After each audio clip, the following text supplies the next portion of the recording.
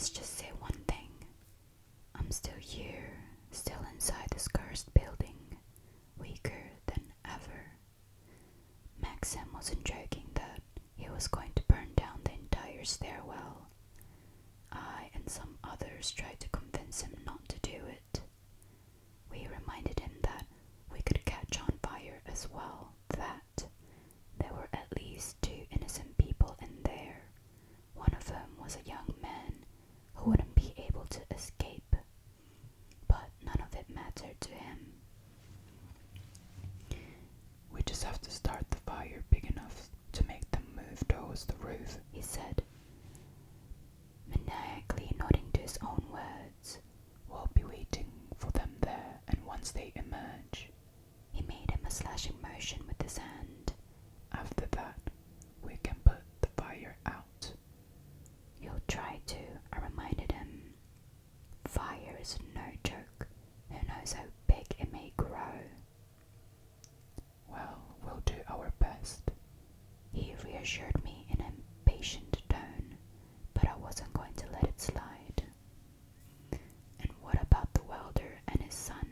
I reminded him. They're just prisoner there, and they won't be able to escape the fire or the smoke. Are you ready to burn them down? I looked him in the eye, trying to guilt him into abandoning his idea. But Maxim didn't look away. Instead, he looked me straight in the eye, and I could see that the flame of his anger were getting wilder.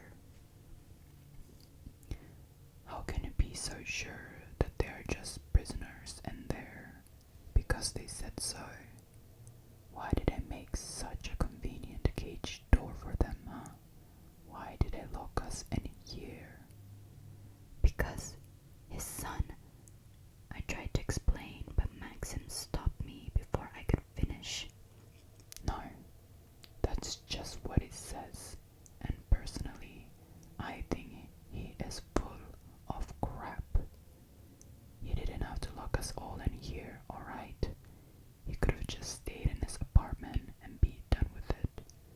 So unless you have a better plan, we are going to do it my way, He said before turning around to leave. I do, actually, I said to his back.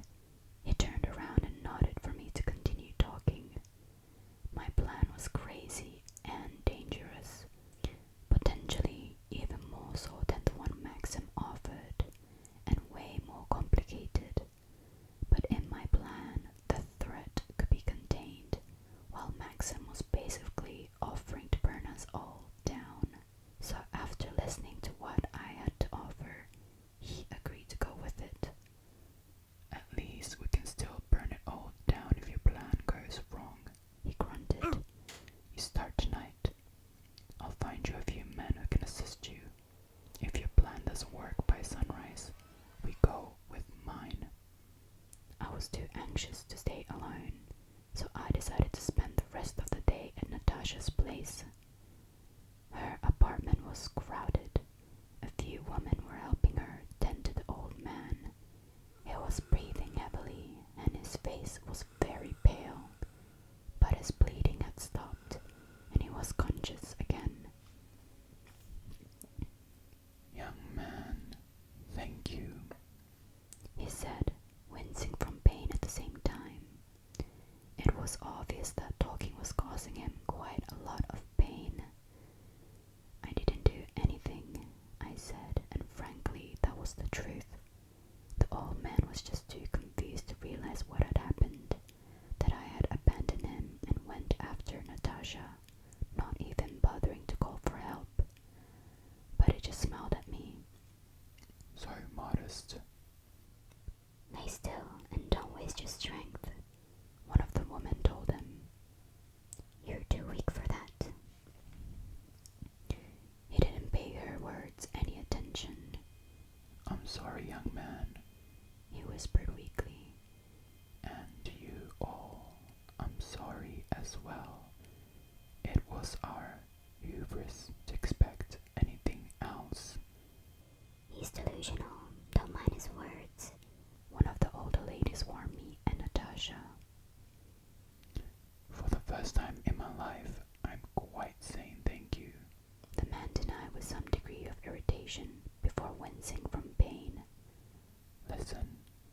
talk to me again.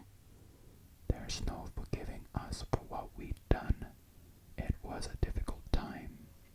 The entire world was our enemy, but still, we thought that we'd failed. But we were thinking globally. We were only thinking about them as if they were weapons aimed at the enemy. We never thought they'd be so effective against the civilians, against our own people, if they ever broke out. We underestimated them. We thought they were already gone. Quit your ramblings, you old fool, and you too.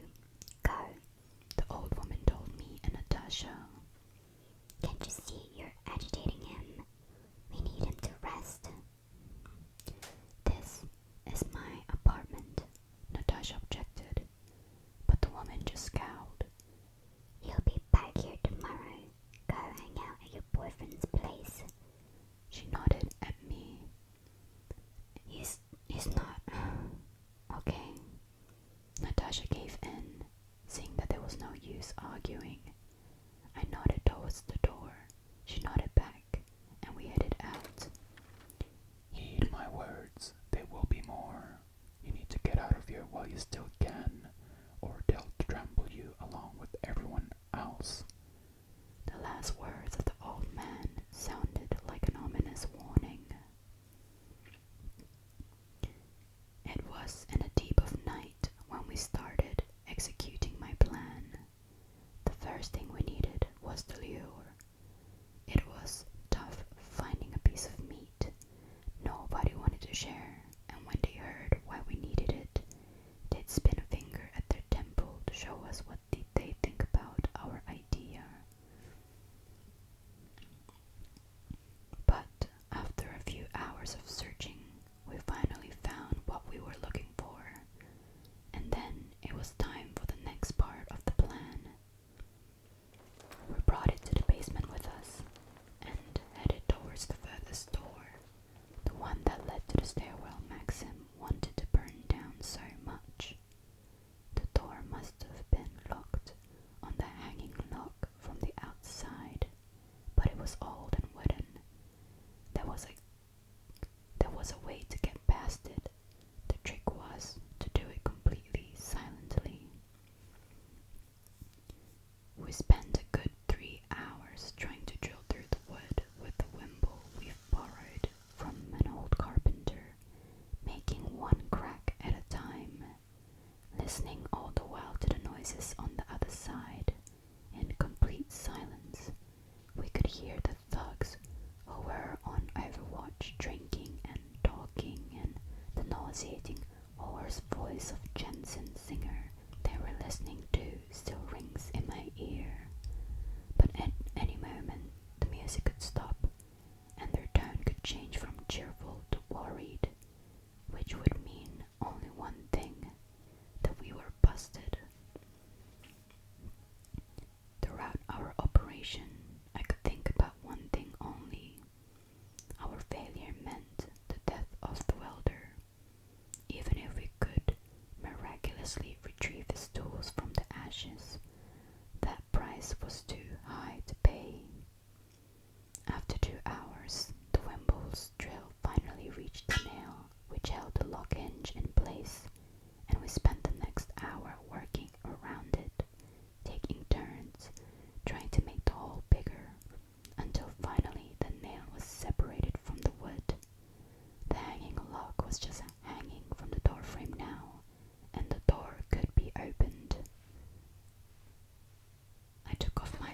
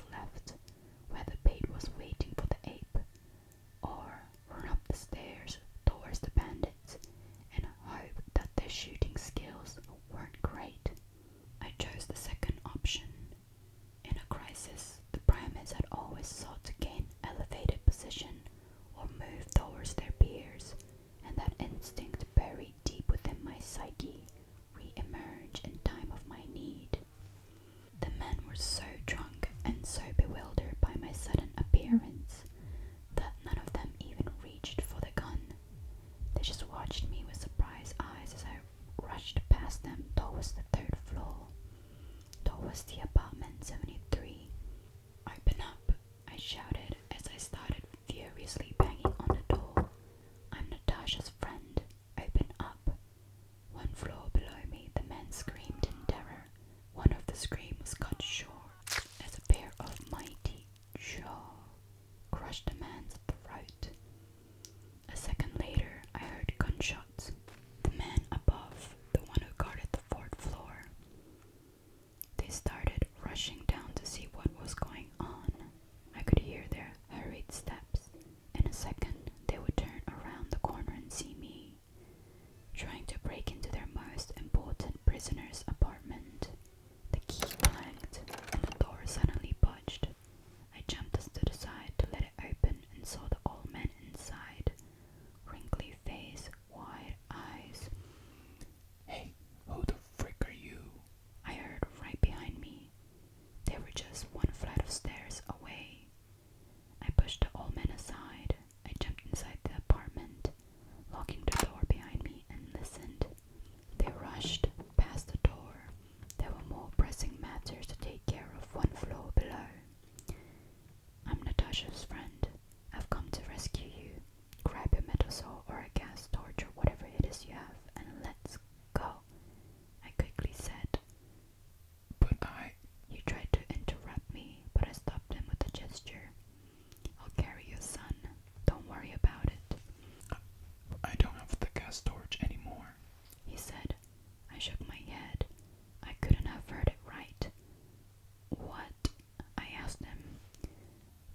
I'm out of gas. I use it all up cutting the railings for the cage on the roof. He explained.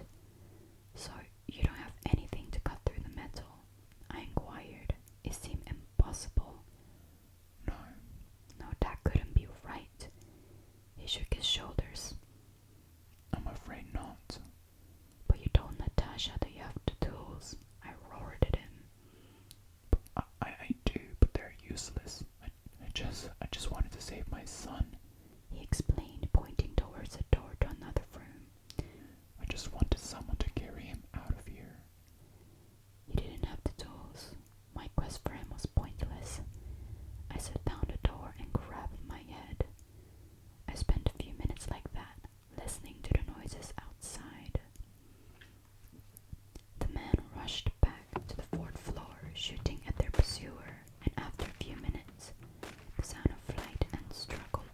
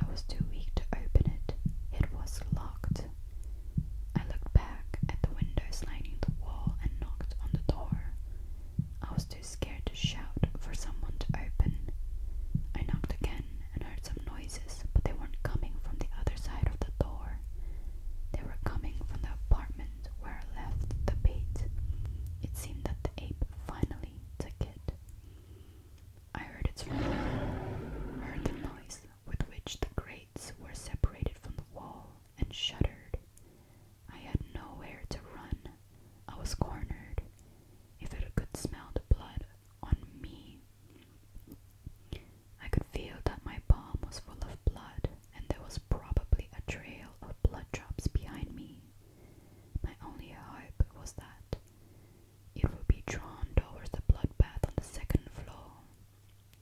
I sat down near the door and closed my eyes. There was no point in staying alert. If anything, I had to make sure I'd make as few sounds as possible. The sounds are starting to get quiet. The last thing I heard was its footstep as it entered the stairwell and sniffed the air. That's where I was found in the morning, lying unconscious from all the blood loss right next to the door. Thankfully, someone had found me before I froze to death. Otherwise, you wouldn't be reading this. Throughout last week, I was trying to recover my strength. Natasha was taking good care of me, and thankfully, she found penicillin somewhere, so I didn't have to worry about infections. It did a trick on my digestive system, though, which was less than ideal in my situation. The bullet went clean through. Though there were 2 wounds on me, at least they didn't have to cut it out of me. I'm starting to regain my strength bit by bit, but with our limited food resources, it was tough. In fact, we were going to go run out of food in just a few days. The tenants pulled all of their food and started rationing it. A surprising development for sure, but very soon there will be none left. I heard that some men were trying to raid nearby grocery stores. Not all of them returned. They hope that once I recover, I'll join them. I can't object to that. They've been feeding me for the last week after all. But I can't help but think that we needed to get out. Once the food runs out, we'll be too weak to do that. So the next update will probably be the last one. On to the final chapters. Sorry for not writing for so long. It just seemed pointless for the longest time, but I guess I have to say goodbye. It'd be impolite to do otherwise. Little by little, I'm beginning to walk. The strength had been coming back very slowly to me, ounce by ounce with my poor diet. My body had to cannibalize some muscle tissue in order to heal the wound. It's going to leave an ugly scar too. Right now, I have a hole in my side, filled to the brim with scar tissue. I can't help but poke it all the time, even though it's disgusting. Of course, I won't be going for any food raids anytime soon. I might be able to descend down the rope but to climb back while carrying a dozen kilos of food on me. That's just impossible. I'll repeat the fate of that old man who couldn't get back inside. So for the past week, I've been lying in bed in Natasha's apartment. I guess you could say it's become a hospital of sorts. She takes care of both me and the old man. 1 boiled potato per day for each of us. She's been boiling them all while using the same pot of water. Says it'll make a nice soup when we run out of everything else. Maxim and the other men try to raid the groceries nearby, but each raid gets more difficult than the last. Mostly because half of the time, somebody doesn't return. They take in the guns they found in the bandits' hideout, but from what I've been told, they're not much use. And the gunshot usually imply that someone is living out their last seconds in terror.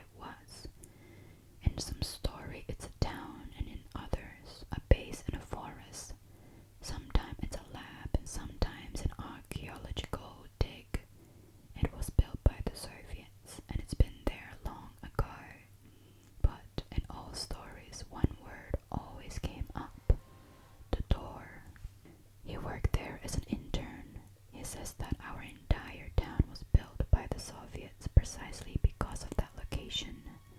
It was a closed-off town, the one that wasn't on any maps, even on the secret ones. Our town was a place where all the scientists and personnel lived.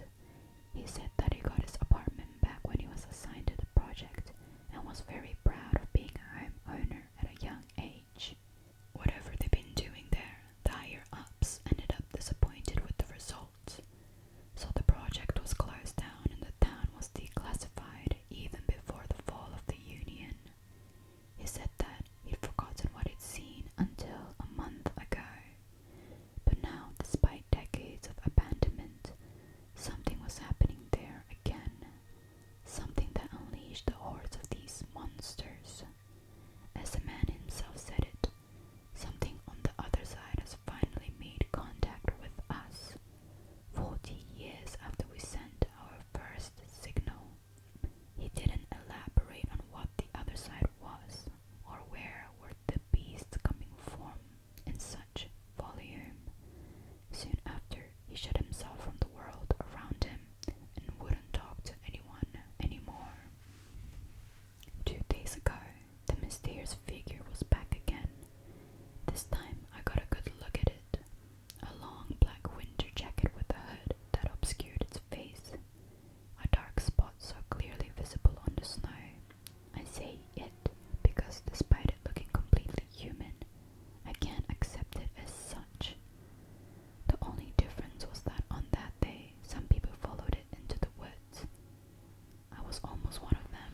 The voice I'd heard in my head was just too alluring to ignore. Yesterday, it came back again, and once more, with a wave of its hand, people started crawling out of the windows to follow it. Some were just hanging over rails and falling down onto the snow from the second floor before getting up and following its call, ignoring the cold and broken appendages. I had to restrain Natasha from following it. It seems that some people are more susceptible to its call, and so she answered it. I was fighting her for a good 5 minutes. She didn't hit or bite me. She was just silently pushing with her whole body towards the door, trying to get out of the building and follow it. I was shouting at her, even hitting her to bring her back to her senses, all the while feeling the strength leave my already weakened body. And throughout all that, I could almost feel the creature's waiting gaze piercing through the solid walls and judgingly looking over Natasha, disapproving that she was making it wait for her. Finally, it left, and Natasha came back to her senses. I almost burst out crying when I realized that she was back with me. Over the last few weeks, she'd become the closest person to me, almost